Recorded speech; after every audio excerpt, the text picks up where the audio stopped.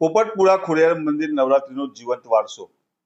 નવરાત્રી એટલે માત્ર ઉત્સવ નહીં, એ તો માતાજીના નવ રૂપોની આરાધના, ભક્તિ અને સંગીત નૃત્યનો અનોખો મેળાપ છે। ગોધરા નજીકના પોપટપુરા ગામે આવેલા ખોડિયાર માતાજીના મંદિરનો ચોક આજે પણ એ જ ભક્તિભાવ અને એ જ પ્રાચીન પરંપરાઓને સાક્ષી છે। વર્ષોથી અહીં પ્રાચીન લોકસુર પર ગરબા રમાય છે। સાંજ પડતા જ માતાજીના મંદિરના પ્રાંગણમાં દીવડાની ઝળહળાટ છવાઈ જાય છે, ઘંટનાદ ગુંજે છે, તાળીઓના તાલ સાથે પરંપરાગત ગરબા શરૂ થાય છે। ગામની સ્ત્રીઓ રંગબેરંગી ઘાઘરા ચોળી પહેરીને માતાજીની આરતી કરે છે, પછી ભક્તિથી ભરપૂર ગરબાની રમઝટ શરૂ થાય છે।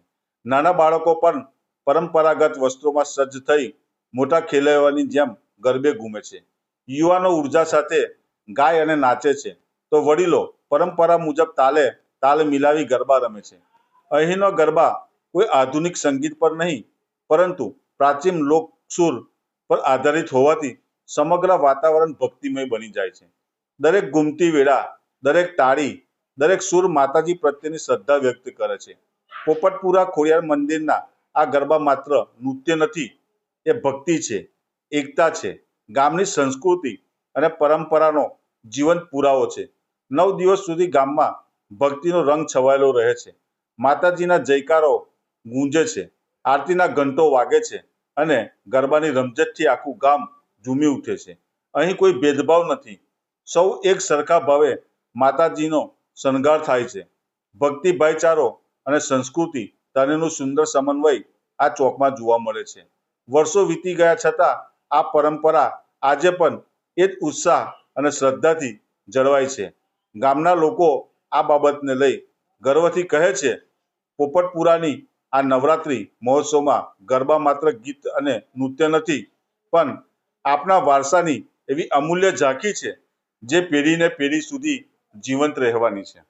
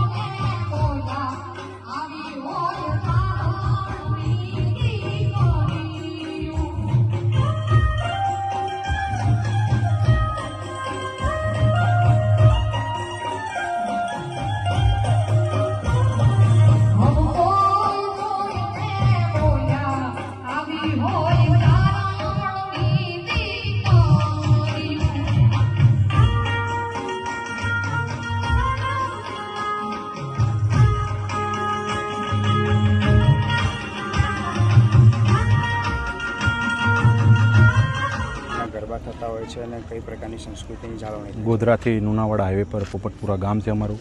પોપટપુરા ગામ નાનું એવું ખોડલમાંનું પહેલાં અમારા રોડ પર ડેરું હતું।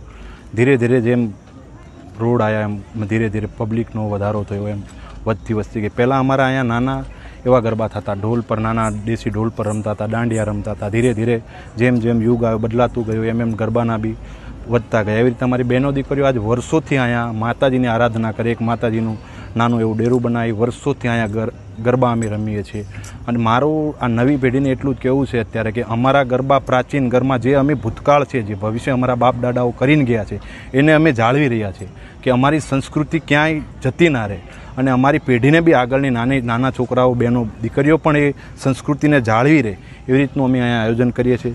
અને હું આપણા ગુજરાતના લોકોને પણ એક અપીલ કરીશ કે અમારા ગામના ગરબામાં અમે માતાજીની જ આરાધના કરીએ છીએ, નહીં નવા નૃત્ય ગીતો. આપણે જોઈએ છે અત્યારે તો ડિજિટલ જમાનામાં લોકો ગરબાની જોડે ટીમ્બલીઓ રમે છે, હિન્દી ગીતો ગાય છે. આ બધું માતાજીના ગરબામાં શોભતું નથી. પણ આ ડિજિટલ જમાનામાં અત્યારે ગરબાને લોકો ભૂલી અને એક ડિજિટલ પદ્ધતિ અપનાવી રહ્યા છે. એમાં માતાજીની આરાધના નથી થતી, પણ એક નૃત્ય થઈ રહ્યું છે અને ગરબા લુપ્ત થતા જઈ રહ્યા છે. લોકોને મોજ મસ્તી કરવાનું લાગે છે, પણ ખરેખર માતાજીની આરાધના એ છે કે તમે 9 દિવસ માના આંગણે ગોળ ફરતા ગરબા રમો. એમાં માતાજી પ્રસન્ન થાય છે કે ટીમ્બલીઓ, ઇંગ્લિશ ગરબા, હિન્દી સોંગો વગાડવાથી માતાજી પસંદ થતા નથી.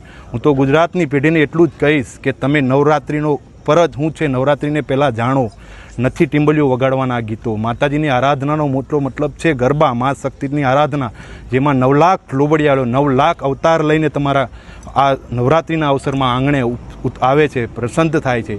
એવી રીતે માતાજીની આરાધના થાય. અત્યારના જમાનામાં તમે જોઈ રહ્યા છો સિટીઓમાં મોટા મોટા ગરબાઓ થાય છે, એમાં તમે જોવો છો કે 12 વાગ્યા પછી ટીમ્બલીઓ ચાલુ થાય. આ આરાધના નથી, એક જાતનું નૃત્ય છે. આને ખરેખર બંધ કરવું જોઈએ અને માતાજીને આરાધના જ કરવી જોઈએ અને લોકોને પણ સમજવું જોઈએ. અને ગામડાઓના લોકોને પણ હું કહું છું કે સમજવું જોઈએ, સિટીના લોકોને પણ સમજવું જોઈએ કે જ્યાં ટીમ્બલીના ગરબા ત્યાં થાય ત્યાં જવાનું તમે બંધ કરો. તમારા પેઢીને પણ બંધ કરાવો. એમાં તમારા પરિવારને પણ ભવિષ્યમાં આવી જ અસરો થશે. બસ આટલું જ કહીશું. શું નામ આપનું? મારું નામ હિતેશભાઈ ગઢવી છે. અમારે લોક સંસ્કૃતિ જે છે, અમારી લોક સંસ્કૃતિ જાળવી રાખવાનો ખજાનો એટલે લોકસંગીત, ચારણી સાહિત્ય.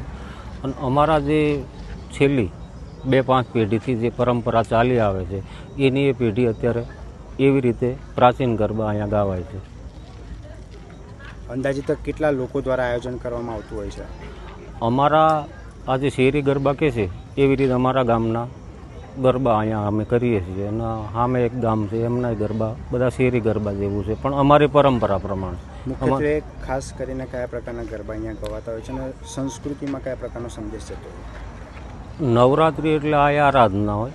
આ આરાધનામાં માતાજીના જ ગુણગાન ગાવા જોઈએ અને માતાજીના જ ગરબા ગાઈએ છીએ, પ્રાચીન ગરબા. શું સંદેશ આપશો? હાલ ડીજેના તાલ પર લોકો ઝૂમતા હોય છે, એ લોકોને શું સંદેશ આપશો? આપણી જે પરંપરા છે, આપણો જે ધર્મ છે, એને આપણે હાંસવી રાખવો જોઈએ. ડિજિટલ તો છે જ, એ રસ્તે આપણે ના જવાય.